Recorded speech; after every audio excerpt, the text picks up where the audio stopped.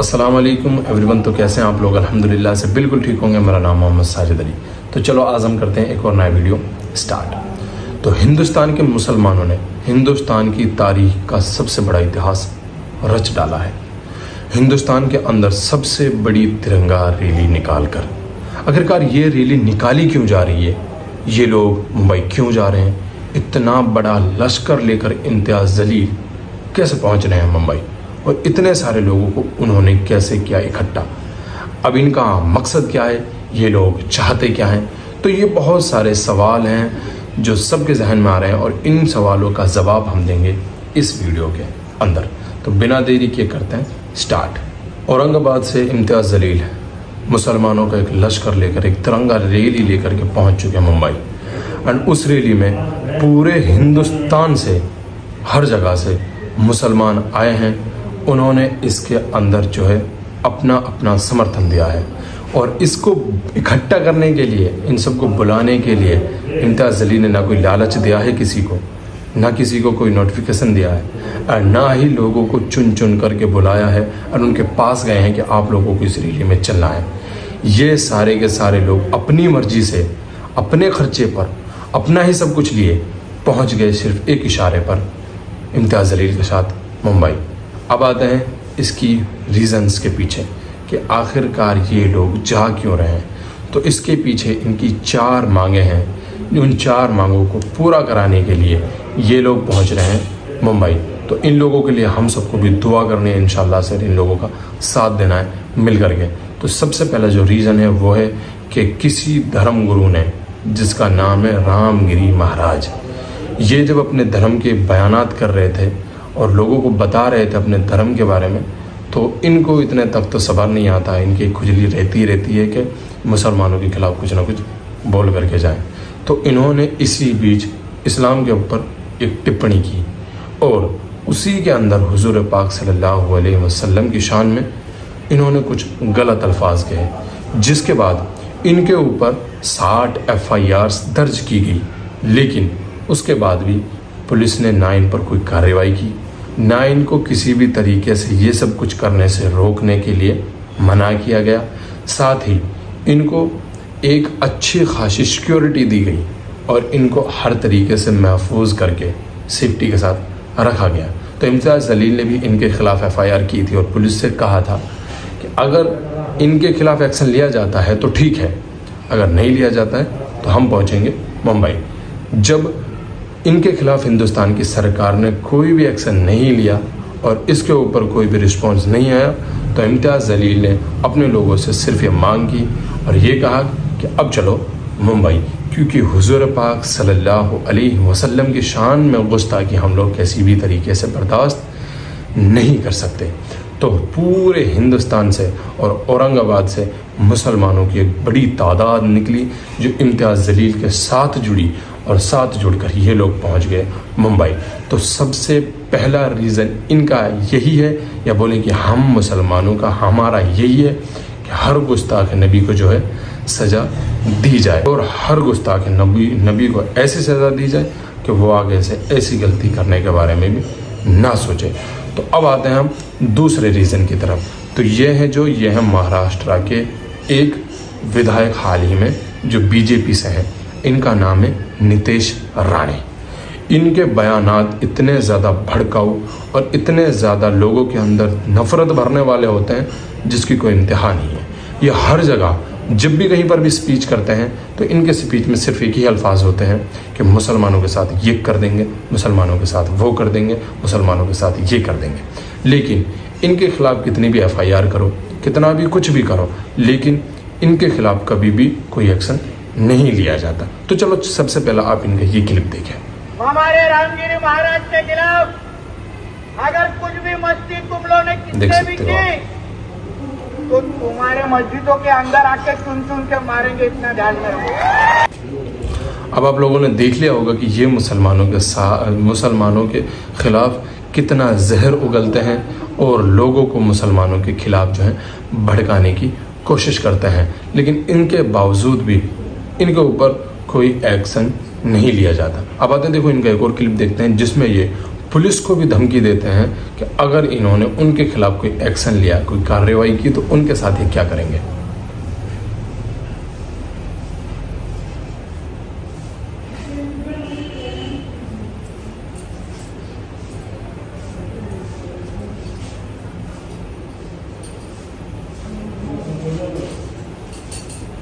ये सारी चीज़ें देख करके आपको समझ में आ चुकी होगी कि ये पूरी की पूरी जो है इन लोगों की तानाशाही चल रही है। तो सबसे पहला जो रीज़न है वो यही है कि रामगिरी महाराज और नितेश राणे जैसे ख़राब लोगों को इस समाज के अंदर से निकाल कर इन्हें सजा दी जाए, ताकि आगे से कोई भी ऐसा कदम बिल्कुल भी ना उठाए। तो चलो अब हम बात करते हैं सेकंड रीज़न की तरफ। इस रैली का जो दूसरा और सबसे बड़ा रीज़न है वो है ये शख्स, इसका नाम है नितेश राणे एंड ये महाराष्ट्र से हाल ही में जो है विधायक है। तो ये दूसरा सबसे बड़ा रीज़न क्यों है, आप इसको समझ जाओगे इनकी ये वीडियो देखने के बाद।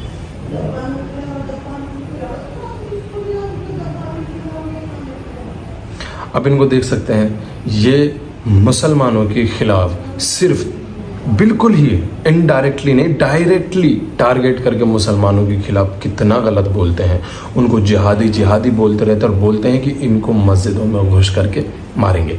लेकिन जब इनके खिलाफ भी एफआईआर की जाती हैं और इनसे भी मांग की जाती है सज़ा के लिए, तो इनके ऊपर कोई एक्शन नहीं लिया जाता। तो यह दूसरी सबसे बड़ी वजह है। और महाराष्ट्र की पुलिस जो है इनके खिलाफ कोई एक्शन नहीं लेती, उसका भी एक बड़ा रीज़न है। आप ये वीडियो देखें। सरकार हिंदुत्ववादी आहे, गृहमंत्री आमचे देवेंद्र फडणवीस साहेब आहे। तुम्हाला अगर त्या पोस्टिंगवर अगर मजा येत नसेल ना, तर अशी सगळी मस्ती करा, पण तुम्हाला अशा जिल्ह्यामध्ये घेऊन जाऊ ना की बायकोला फोन पण लागणार। इसमें साफ तौर से देखा जा सकता है कि ये महाराष्ट्र की पुलिस को ये धमकी दे रहे हैं कि अगर इन लोगों ने इनके खिलाफ कुछ भी एक्शन लिया तो ये उनको ऐसी जगह ट्रांसफ़र करेंगे जहाँ से वो अपनी बीवी से भी बात नहीं कर पाएंगे। तो ये पूरी तरीके से एक तानाशाही चलाना चाहते हैं। तो ये दूसरा सबसे बड़ा रीज़न है। ये एक ऐसा शख्स है जिसके किसी भी बयानात में, किसी भी स्पीच में सिर्फ मुसलमानों के लिए जहर ही उगला जाता है। और ऐसा नहीं है कि ये अकेला ऐसा है, इसकी फैमिली में इनके बाप और इनके बड़े भाई, उनको भी ऐसा ही करते हुए देखा गया है, न जाने कितनी मर्तबा। तो ये दूसरा और सबसे बड़ा रीज़न है।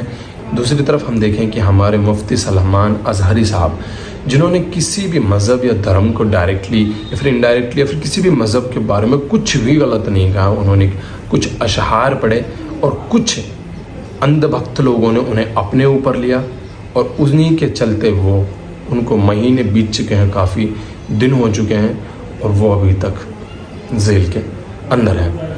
तो इतना बड़ा जब नाइंसाफ़ हो रहा है मुसलमानों के साथ में, इतना ज़्यादा भेदभाव किया जा रहा है, तो इसके लिए ज़रूरी था कि मुसलमानों को कदम उठाना पड़े। तो इसी के लिए इम्तियाज़ जलील साहब पहुँचे हैं मुंबई। तो नितेश राणे और ये जो दूसरे बाबा हैं, इन दोनों को पहली और दूसरी शर्त है वो यही है कि इन दोनों को सज़ा दी जाए। अब आते हैं हम तीसरे मामले की तरफ। तीसरा मामला क्या है? तीसरे में इम्तियाज़ जलील का कहना है कि पूरे महाराष्ट्र में एक ऐसा कानून बनाया जाए जिसके चलते ना कोई हिंदू ना कोई मुसलमान या फिर किसी भी धर्म का कोई भी आदमी किसी भी मज़हब के खिलाफ कुछ नहीं बोलेगा। अगर कोई बोलता है, कोई टिप्पणी करता है, तो उसके लिए उसके ऊपर सख्त एक्शन लिए जाएंगे और उसको इस चीज़ की सज़ा दी जाएगी, जो कि मेरे ख़्याल से बिल्कुल सही है। क्योंकि आजकल ना जाने कितने घटिया और घटिया तरीन लोग हैं जो आ जाते हैं निकल करके और मुसलमानों के ख़िलाफ़ जो है टिप्पणियाँ करना शुरू कर देते हैं। और इन लोगों के ऊपर ना कोई एक्शन होता है, ना कोई एफआईआर होती है और ना कुछ इनका किया जाता है। और इसी के चलते ये चीज़ इतनी बढ़ चुकी है कि कोई भी भड़वा आता है मुंह उठा करके और मुसलमानों के खिलाफ कुछ ना कुछ बोलना शुरू कर देता है। और कुछ अंधभक्त लोगों का एक कम्युनिटी उसको वाह वाह कर करके चढ़ाती रहती है। तो ऐसे लोगों के खिलाफ सख्त से सख्त एक्शन लिए जाने चाहिए। और मैं भी यही चाहता हूँ कि ये कानून जो है सिर्फ महाराष्ट्र में नहीं बल्कि पूरे हिंदुस्तान में लागू होना चाहिए। तो चलो अब हम करते हैं इसी के साथ में चौथे रीज़न जो है उसके बारे में बात। एंड चौथी मांग जो है वो खुद हम इम्तियाज़ जलील की ज़ुबान से सुन लेते हैं। तो चलो स्टार्ट करते हैं और देखते हैं उनका ये वीडियो। इम्तियाज़ जलील मुंबई की ओर कूच कर रहे हैं हमारे साथ। खुद इम्तियाज़ जलील है, उन पर कुछ रामगिरी महाराज ने आरोप लगा, उन पर बात करते हैं। इम्तियाज़ जी, आपसे जानना चाहेंगे, आप जब कूच कर रहे हैं मुंबई की ओर तब रामगिरी महाराज का बयान आया है कि आप जो है सियासत कर रहे हैं, विधायक आपको बनना है, लोकसभा चुनाव हार गए, अब विधायक बनना चाहते हैं, इसीलिए आप मोर्चा लेकर निकले। देखिए, ऐसी लोकसभा की और विधानसभा की कितनी सीटें कुर्बान है, ठोकर मारते हैं हम ऐसी सीटों के ऊपर। अगर हमारे नबी करीम सल्लल्लाहु अलैहि वसल्लम के खिलाफ अगर कोई गुस्ताखी करता है, बिल्कुल सही, तो ऐसी इतनी हल्की राजनीति करने वाला शख्स इम्तियाज़ जलील नहीं है।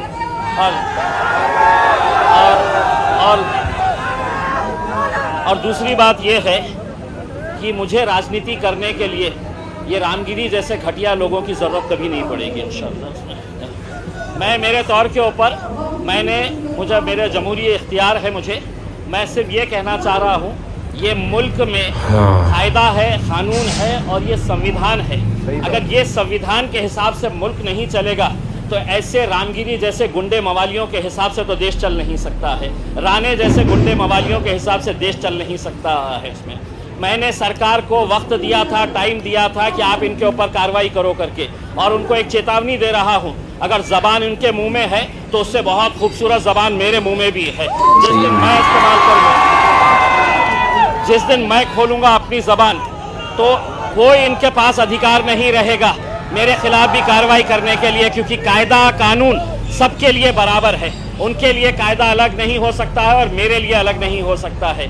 इसलिए अगर रामगिरी ये कह रहा है कि मैं राजनीति कर रहा हूँ, तो मैं रामगिरी को सिर्फ इतना कहूँगा कि रामगिरी, तेरे से बोलने तो लगाए थे सरकार ने, तू अपनी जान बचा के रख, क्योंकि यही सरकार तेरी जान के पीछे भी पड़ सकती है और ठिकड़ा हमारे ऊपर फोड़ सकती है। तो तू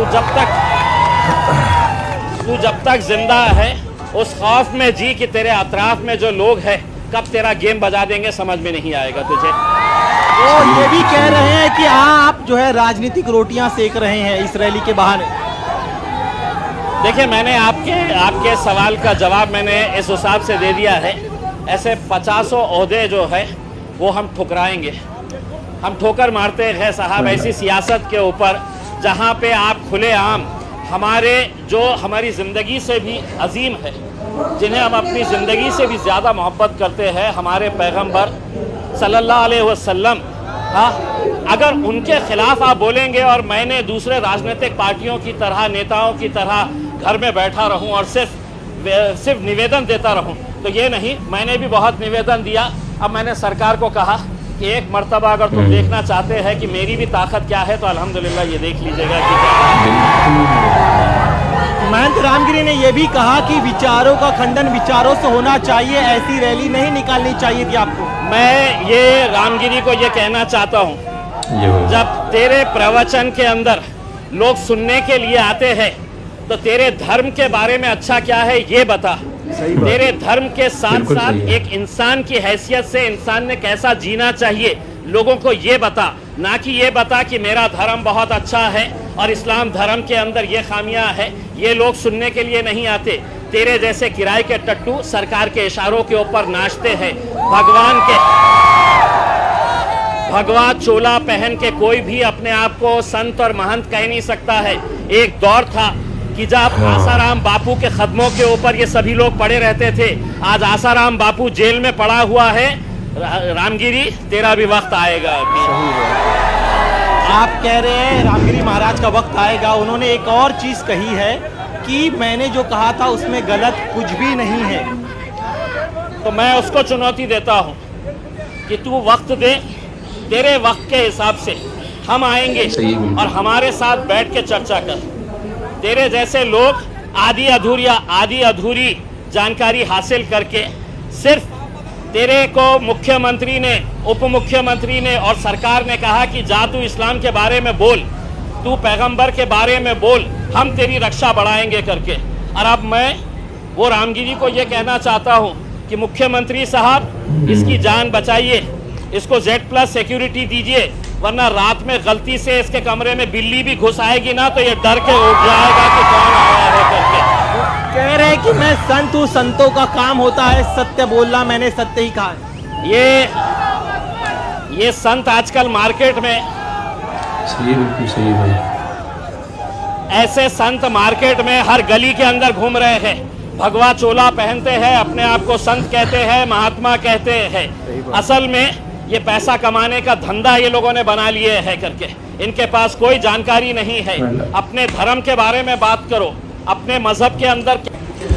तो अब आपकी सारी चीज़ें जो समझ में आ चुकी होंगी एंड पता चल गया होगा कि आखिरकार क्या रीज़न है एंड इसके लिए हम सब मुसलमानों को मिलकर आवाज़ उठाने की ज़रूरत है। तो बाकी मिलते रहेंगे इंशाल्लाह। एंड मेवात के मुसलमानों से मैं अपील करता हूँ कि मेवात में जो इलेक्शन हो रहे हैं उनमें भी आप लोगों को लीडर्स जो है ध्यान से चुनने हैं, बिल्कुल इम्तियाज़ अली जैसे, क्योंकि आपको पता रहना चाहिए कि कौन लोग आपके जो है कौम के लिए, आपके हक़ के लिए आवाज़ उठा सकते हैं।